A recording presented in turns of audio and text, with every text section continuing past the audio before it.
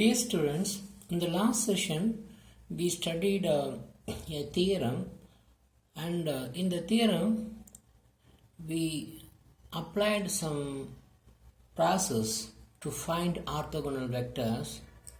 That process is called Gram-Schmidt process. Now let us recall that one and let us solve some problems. Let S is equal to W1, W2, etc. W4 be an independent set of vectors in the inner product space.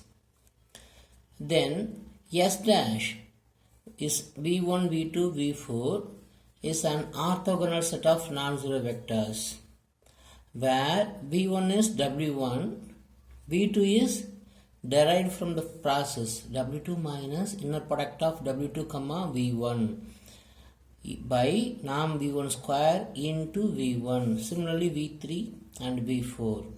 V3 means from W3 we have to subtract some component of V2 and we have to subtract some component of V1 so that this V3 can be perpendicular to V1 and V2.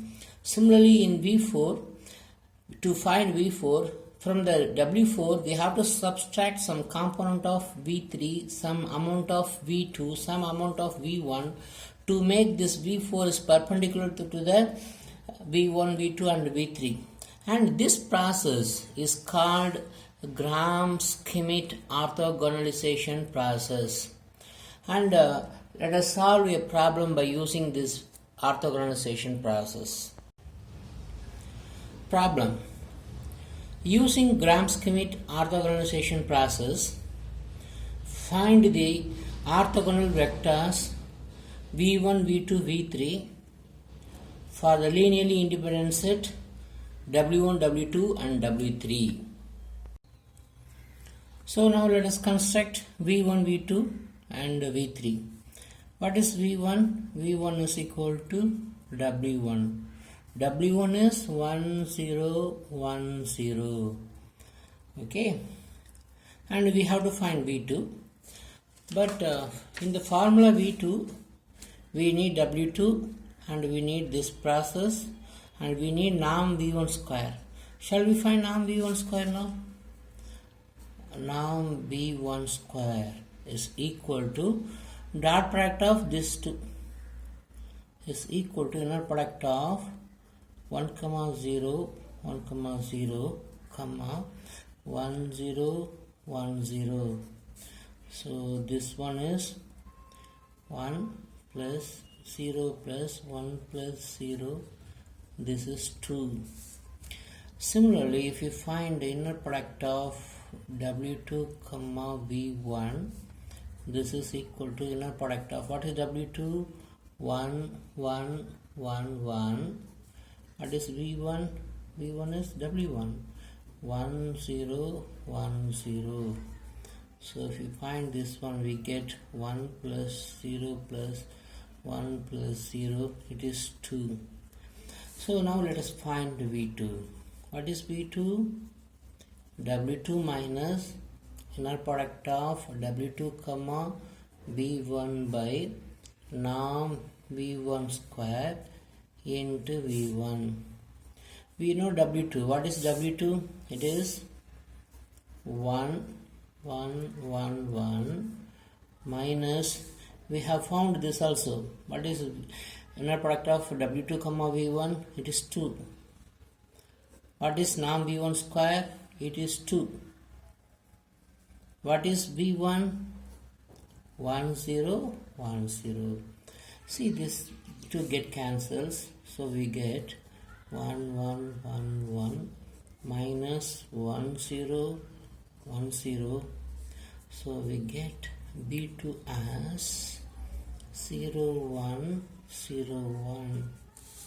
Now we need norm V2 square to find V3. So we shall find norm V2 square. Norm V2 square is inner product of V2 comma V2. So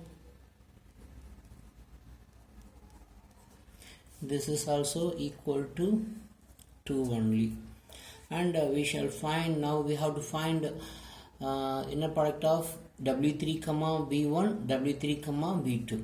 We shall find inner product of W3 comma V2 first. Sorry, this is inner product. What is W3? 0, 1, 2, 1. 0, 1, 2, 1.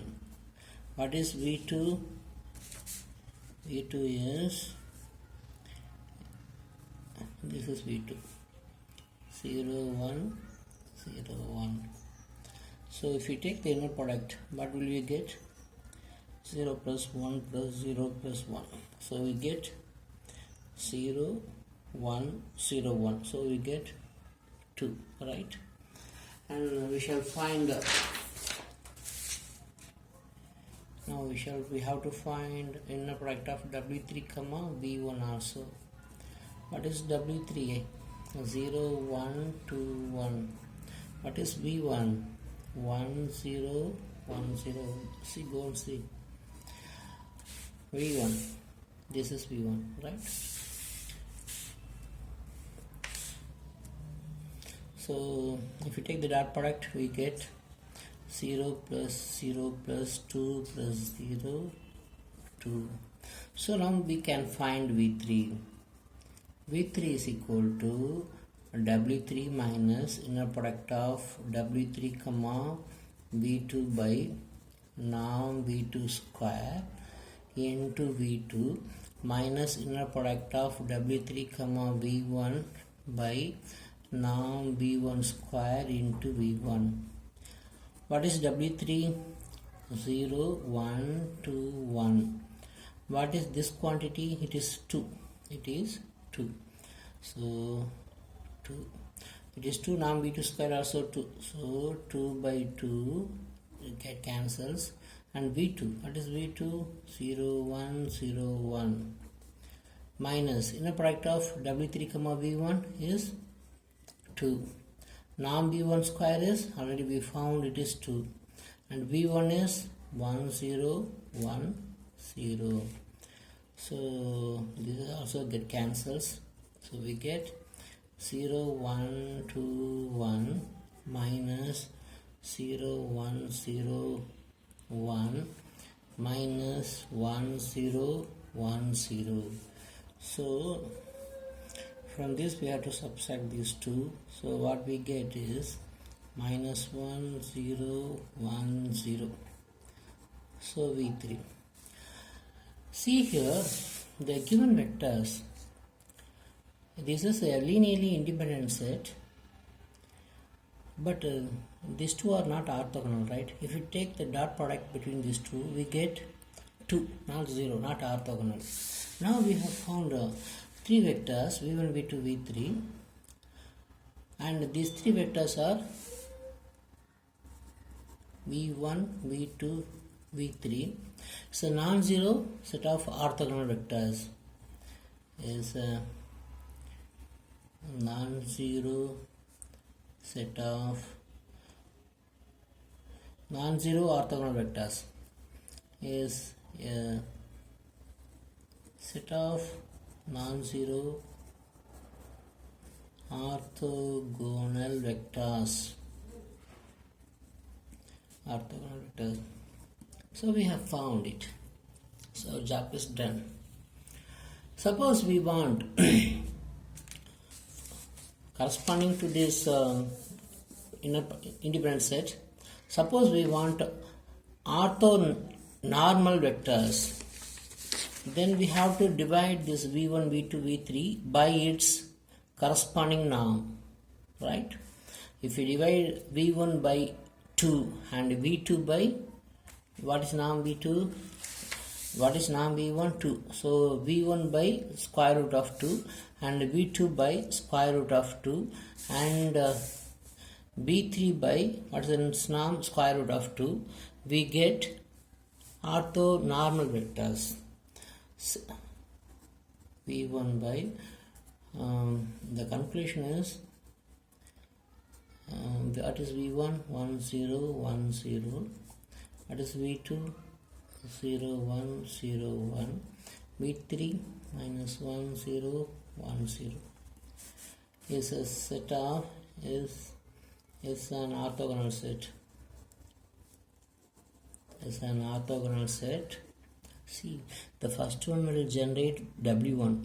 The first two will generate the span of W1 comma W2. The first three will generate span of W1, W2 and W3. This is an orthogonal set. Also, if we divide by its norm, what is its norm? Square root of 2. 1 by square root of 2 comma 0. 1 by square root of 2 comma 0 and 0 comma 1 by square root of 2, 0 comma 1 by square root of 2 and minus 1 by square root of 2, 0, 1 by square root of 2, 0. This is an corresponding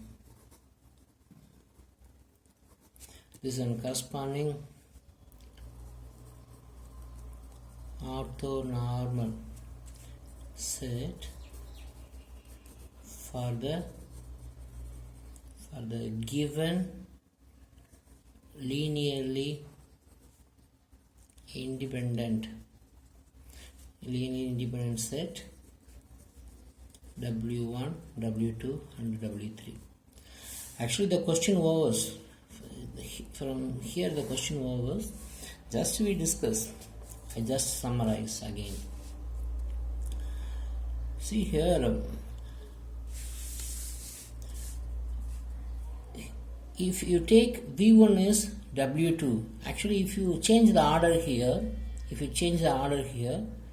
you will get some other orthogonal vectors. If you take V1 is some W2, and if you for example, what I am saying is, if it is W1 and W2 and W3, see the vectors did not change, simply the names, the order changes. If the order changes here, you will get some other orthogonal vectors using Gram-Schmidt process. But anyway, for any given linear independent set, we are able to find some orthogonal set of vectors. You mostly we take in the same order W1, W2 and W3. Okay, let us see one more problem to find using Gram-Schmidt process. It is an interesting question.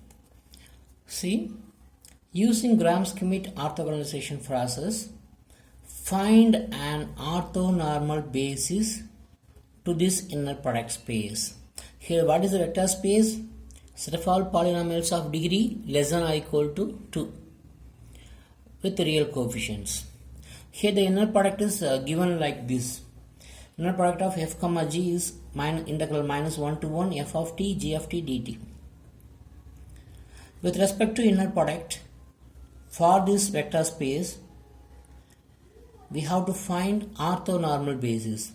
That means that has to be a basis as well as containing orthogonal vectors and moreover unit vectors, right? So from where we have to start to find orthonormal basis? Actually, if we are given some independent set, we are able to find orthogonal set using Gram-Schmidt process. So here we need to find orthonormal basis, we need a basis to this vector space. We shall take the standard order basis for this vector space. Take 1x square, which is the standard, order basis for P2 of R, right? This is the standard order basis for P2 of R. P, it is P. Okay, so let it be W1, W2 and W3. And let W1 is 1, W2 is equal to x and W3 is equal to x square. Now we shall find it.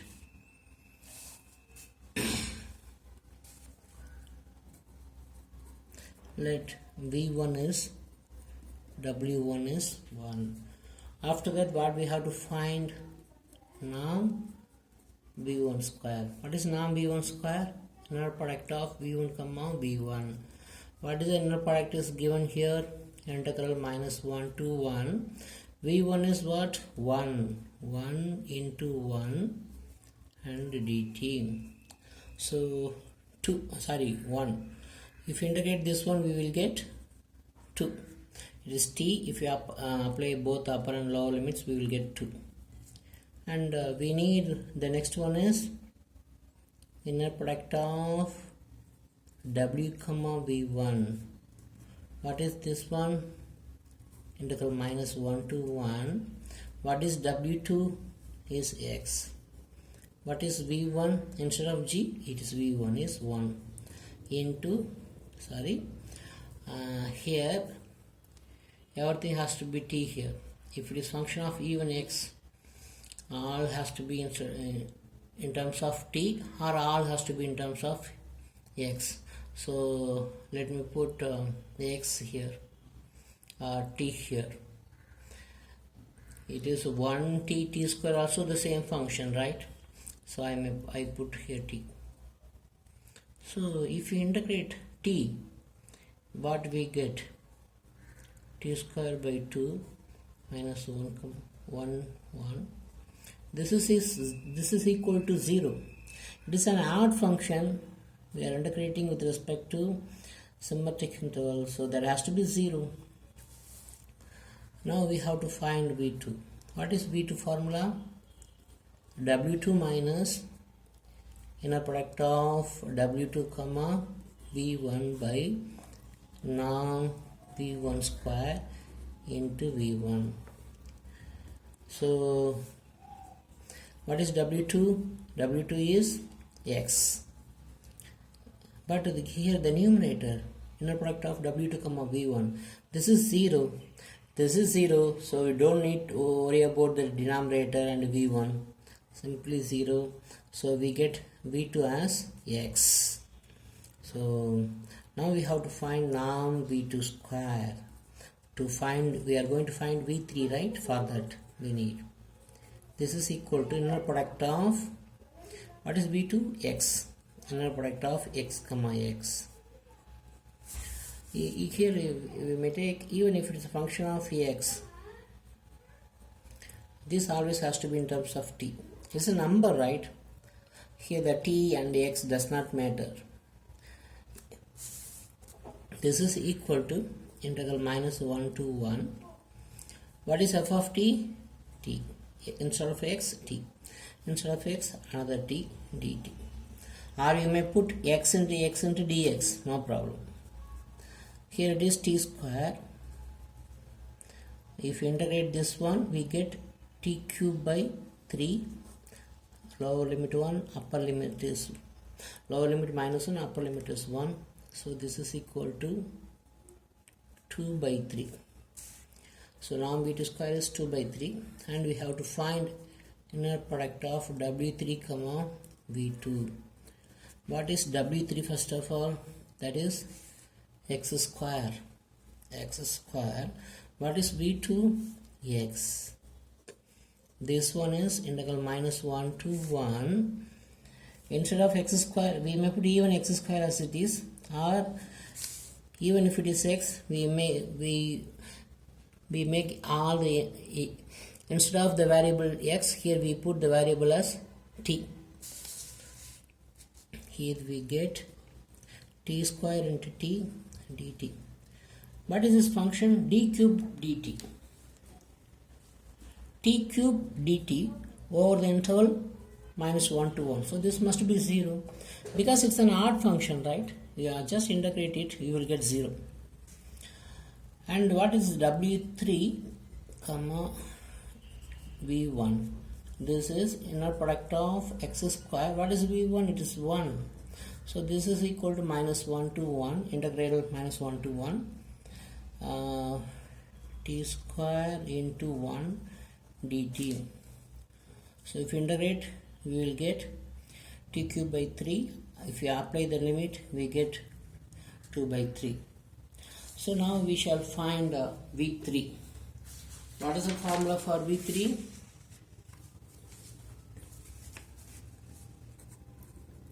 V3 is equal to W3 minus inner product of W3 comma V2 by norm V2 square into V2 minus inner product of W3 comma V1 by norm V1 square into V1.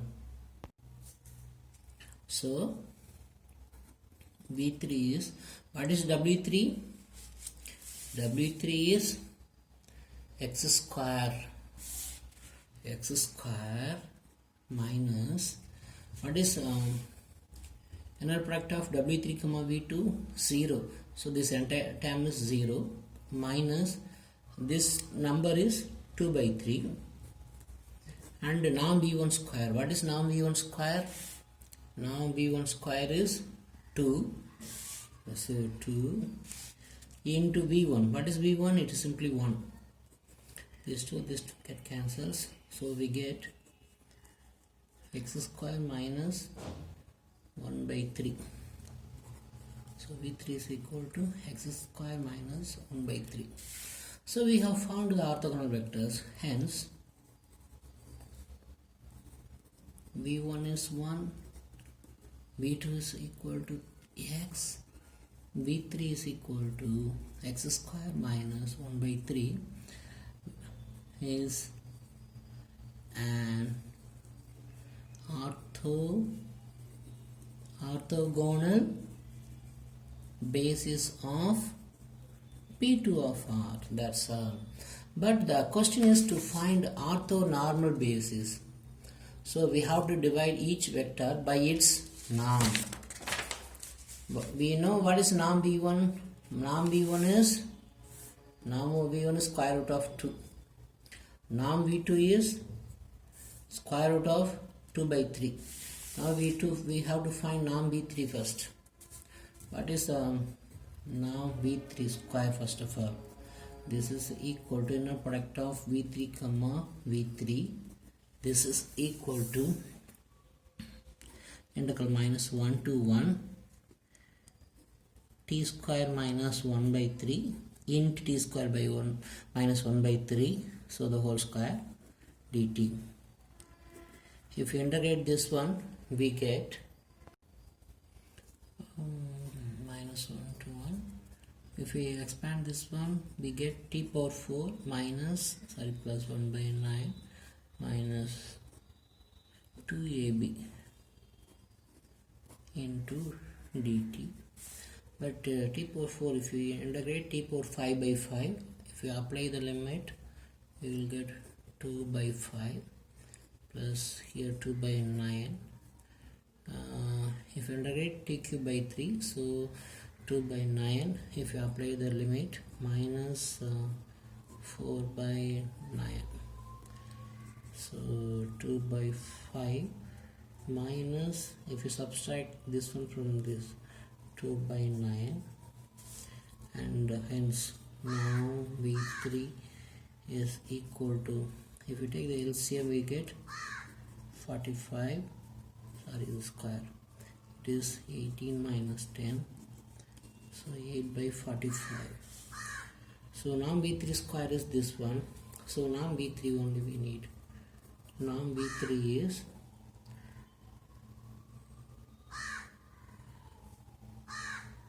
square root of 8 by 45. Okay. Therefore, what is norm V1 square? 2. So norm V1 is square root of 2. What is V1? 1. So therefore 1 by square root of 2, comma, what is norm V2? Norm V2 is square root of 2 by 3. Square root of 2 by 3. If we divide this one by square root of 2 by 3, we get square root of 3 by 2x, comma, norm V3 is this term. V3 is x square minus 1 by 3. So if we divide this one into what is V3, x square minus 1 by 3. Therefore this is an orthonormal basis for P2 of R is an. There are many orthonormal bases. This is an orthonormal. This is an orthonormal basis for P2 of R. Hence it is what. So the question starts here. We are asked to find orthonormal basis for P2 of R.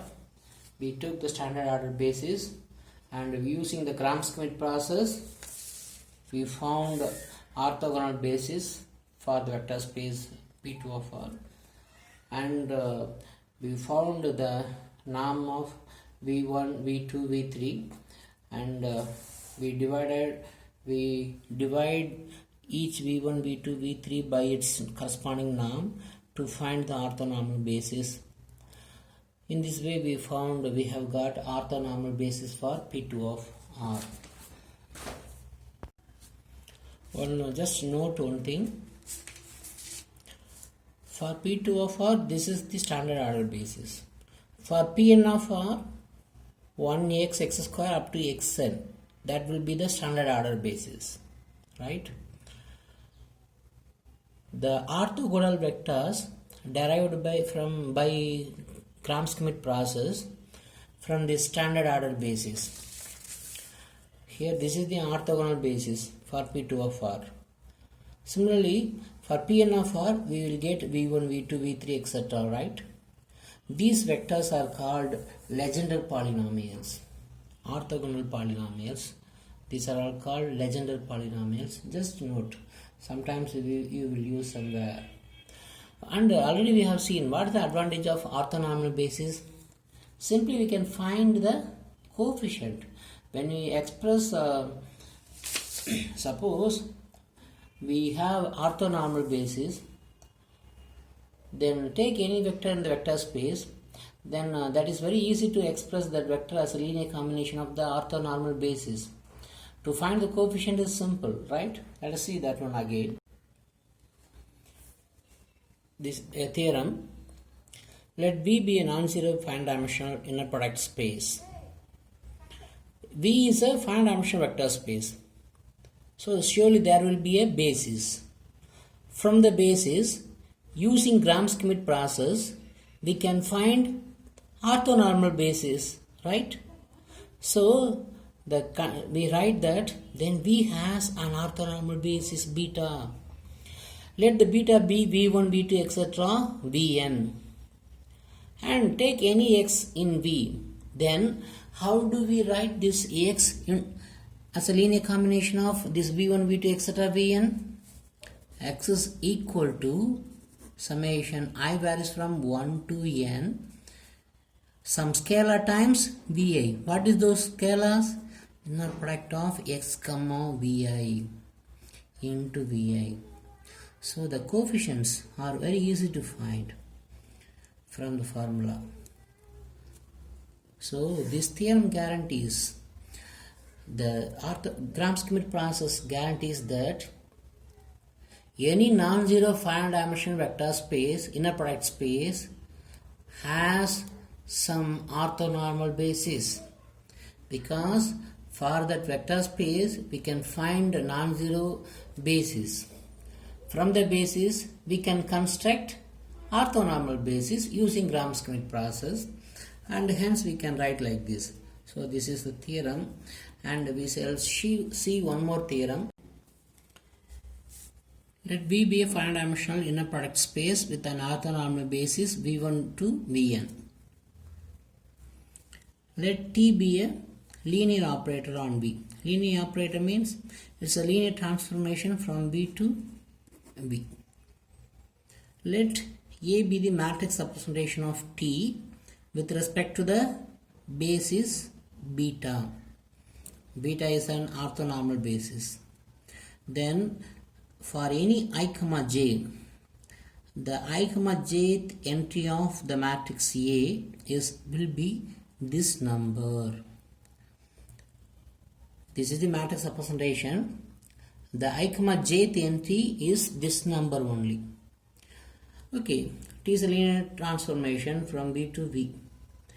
Okay, and what is A? A is equal to matrix representation of T with respect to beta. What is beta? V1, V2, etc. Vn.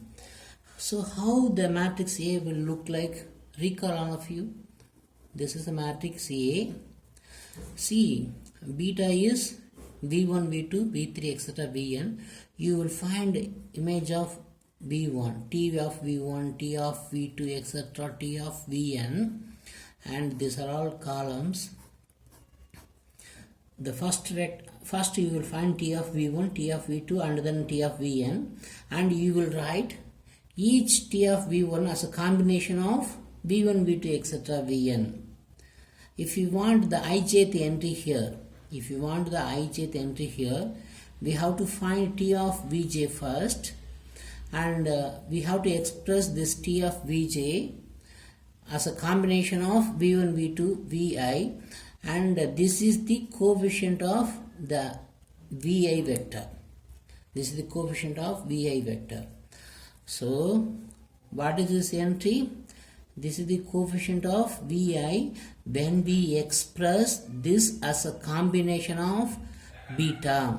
So, we are expanding T of Vj as a combination of Bi. Okay, so then what is the coefficient? Inner product of T of Vj comma Vi, sorry, Vk. We shall put K. Here we have written K to Vk. So in this way we can express T of Vj, right? This is T of Vj, and we need Aij. So we need the coefficient of Vi. Coefficient of Vi is what? Coefficient of Vi is net product of T of Vj comma Vi. That's all. It's a one-line proof. And this theorem, already we have seen the theorem, so I skipped the proof now. Okay, students, and let us see a few theorems in the next session. And see here, if you are given an orthonormal basis, and if you take any vector in V, immediately you can write X as a linear combination of this one, linear combination of Vi. You can find the coefficients very easily straight away. Okay, students, using this theorem we may solve a problem in the next session, and then we will see one more theorem. Thank you, students.